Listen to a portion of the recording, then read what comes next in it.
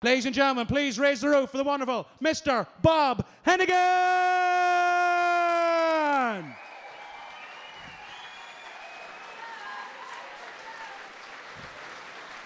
How are you doing? How are you? Having a good night? Yeah. I've come to you tonight from a little part of the world called Ballina. I'm sure some of you have heard of it. There's two more people in with me, but they're keeping very quiet.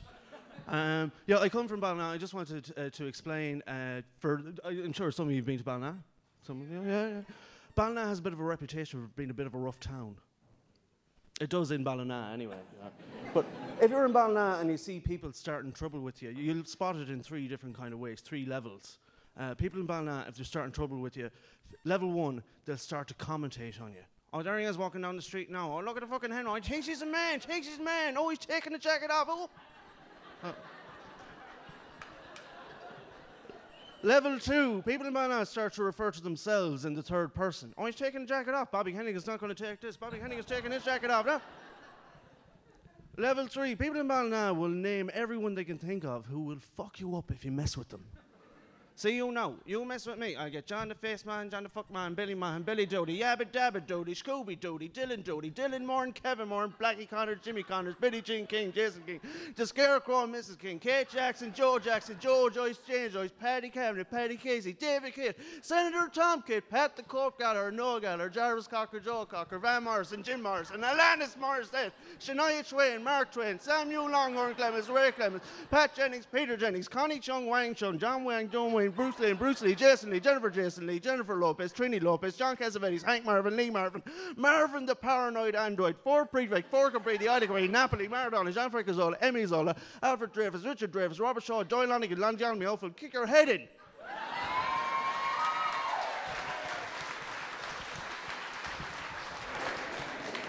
You know, just watch yourself.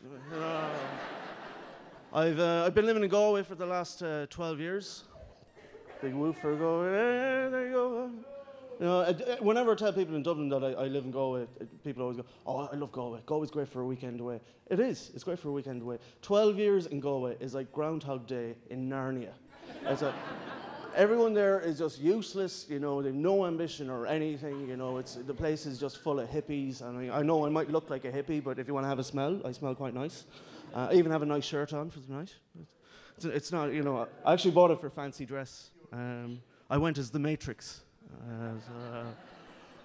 But no, I think, you know, Galway is full of hippies, and, you know, every summer it's the same thing. This trainload of hippies arrives. On Eyre Square, you see this mushroom cloud of dreadlocks just descending over Galway. They all pile down into Shop Street, go into a shop and buy themselves a bongo drum, learn how to play the bongo drum in public. They haven't got enough rhythm to wank, let alone play a musical instrument.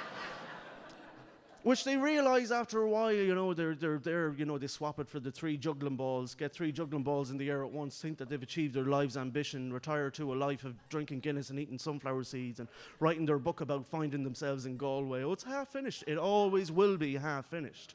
And they, you know, eventually drunkenly draw a little painting on the back of a toilet door, and their friend goes, "Oh, that's quite artistic. Maybe you have a bit of talent. Maybe you should go and do art and design or something like that." And they go and they apply and do art and design 3 years later when they've gotten their shit together, which is grand because they're on disability by that stage. Because the sandwich board they've been carrying for the last 3 years has carved a groove in their shoulder. They've got permanent tendonitis from handing out flyers for health food shops.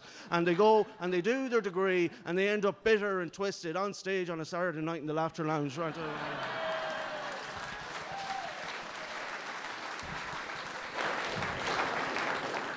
So yeah, my some achievement of my life in Galway is I have a degree in film. Thank you very much. Absolutely useless. I had to sit through a class for 3 years called film analysis, which is where you get to watch your favorite films over and over again until they're not your favorite films anymore. This has had the lasting effect on me. Sometimes when I'm watching a film I used to really enjoy, I start to spot holes in the plot. Like, for example, you know, you come in here, and, you know, it's a pretty crowded place. You'll see it in American films. People go into a crowded place and go, "Barman, give me the usual." And they'll get the usual. Now, my problem with that, in Ireland we drink a lot. I've never seen anyone ask for the usual.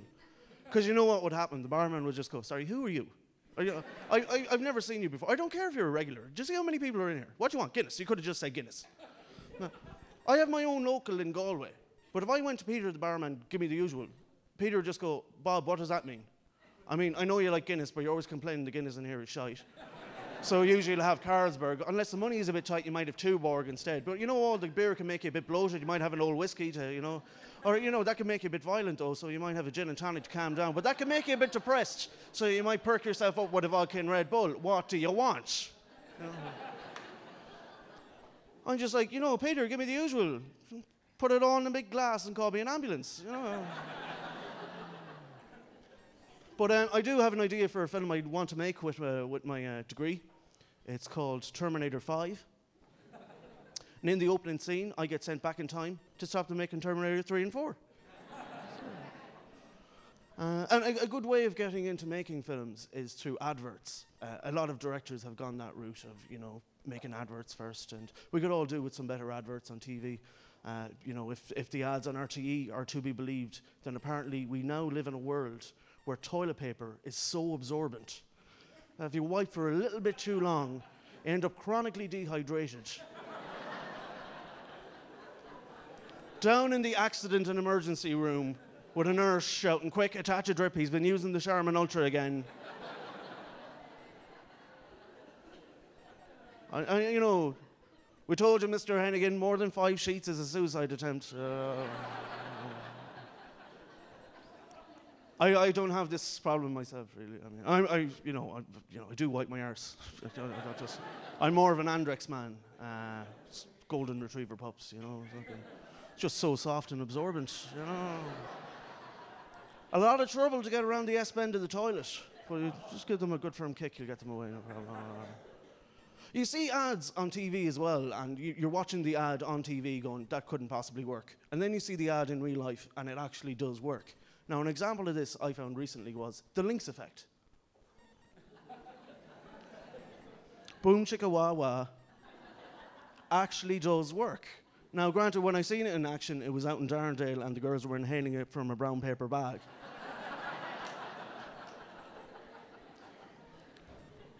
But they started legging it after me, and I think that's the point, isn't it? You know? There used to be an ad years ago. Some of the older people may remember it. It was an ad for Impulse. It was basically this naked woman in her bedroom with her back to the camera, spraying herself with deodorant. You'd see a bit of side boob. Not the nipple. Can't win them all. But the woman would go out onto the street, and as she's walking down the street, this guy would pass her by going, and the guy would be overcome with an urge to run off to a florist, get a bunch of flowers, run back, present them to the woman, and then the catch line of the ad would kick in. When a man you've never met before suddenly gives you flowers, that's impulse.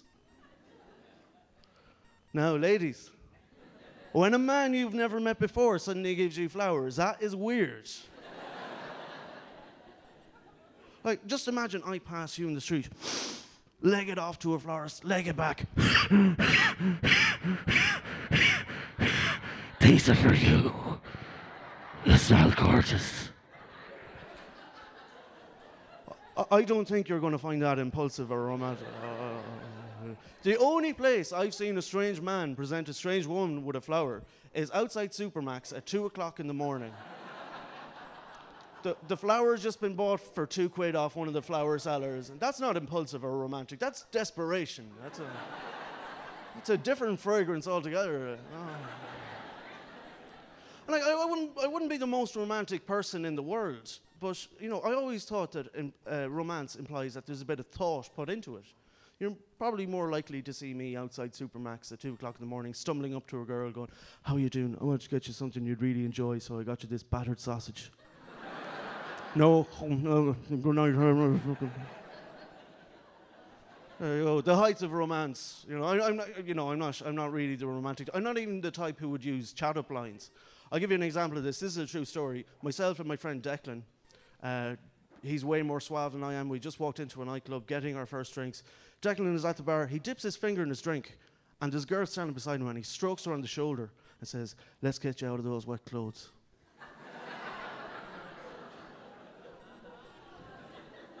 And I swear to God, it worked. It worked. The two of them went off, and I'm standing there going, why don't I try that? But I didn't, because I knew what would have happened.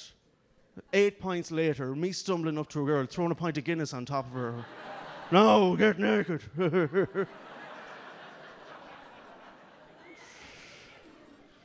Once in my life, I've actually tried a chat-up line. We were out with friends of mine from college, and my friend tells me this chat-up line. He goes, Bob, you go up to a girl, you tip her on the shoulder, the girl turns around. You go, do you know what's wrong with you? The girl goes, what? Absolutely nothing.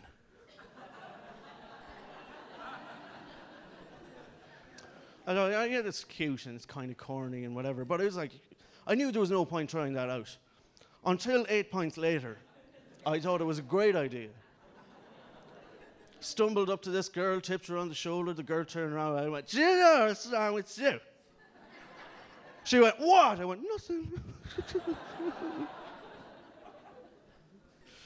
No, all I'm saying is, like, statistically it is possible that there is a female here who finds me attractive. Don't all go fucking mad. Like, but if you do, you're obviously going to have to give me some indication because I'm useless. So, you know, if I'm at the bar later on, just come up and slap me on the back of the head or something like that. You know. Please.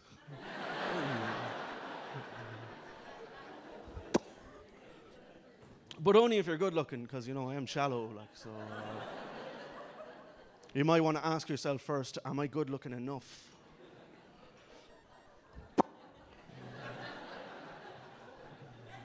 Actually, do you know what? If you have to ask yourself first if you're good looking enough, then you're probably insecure, and I don't want to have to put up with that, like, so. Yeah. Only if you're gorgeous and you know it, like. Actually, do you know what? If you're gorgeous and you know it, then you're really high maintenance. Like, do you know, if you see me at the bar later on, please just leave me alone. I'm not here with you for very long this evening, and my time is coming to an end. But before I go, I just want to get a big cheer from everyone in the room tonight who's drinking.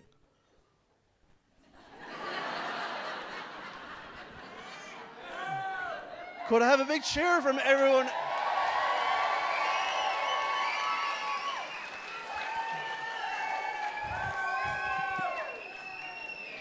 I was going to say, could I have a big cheer from all the liars in the room? Okay, that's a big cheer from everyone who's driving. That's good, because usually when I ask that question, there's a fair bit of overlap. And, you know, I just wanted to tell you a story just to warn you about the perils of drink driving. When I was in college, a friend of mine, he lives just outside Galway. He used to come in on a night out, and he'd always drive home. And we always tried to, like, you know, take his keys off him or just not tell him that we were going out. You know, things like that. And then one night, Friday night, he was particularly hammered, and he drove home, and I tried ringing him on the Saturday, no reply. Got through to him on the Sunday. I was like, man, are you okay? What happened? And he goes, yeah, I'm okay. I got home okay, but I'm never doing that again. I said, okay, just tell me what happened. He says, well, I was driving out of Galway. I hit the roundabout on the edge of Galway going home, and I was so drunk that I missed my exit 3 times. So the third time I said, there's no one round, so feck it, I'll stop the car and I'll reverse back. And then a car came round and ran into the back of me, and I was like, Jesus, was it okay? Like, you know, and he goes, no, it was, you know, fender bender, both cars stalled. And, you know, we were kind of sitting there looking at each other. Your man's looking at me. I'm looking in the mirror looking at him. No one is doing anything. Next thing, a squad car arrives onto the roundabout, circles the roundabout and stops at the car behind me. I wind down the window. All the breath mints are going into the mouth going, Jesus Christ, this is it. I'm screwed. They're back there. They're talking away to your man for about 2 minutes. Next thing, they come up to me, and the guard sticks his head in the window, and he says, listen, man, you might as well head off. That guy back there is so pissed, he thought you were reversing around the roundabout.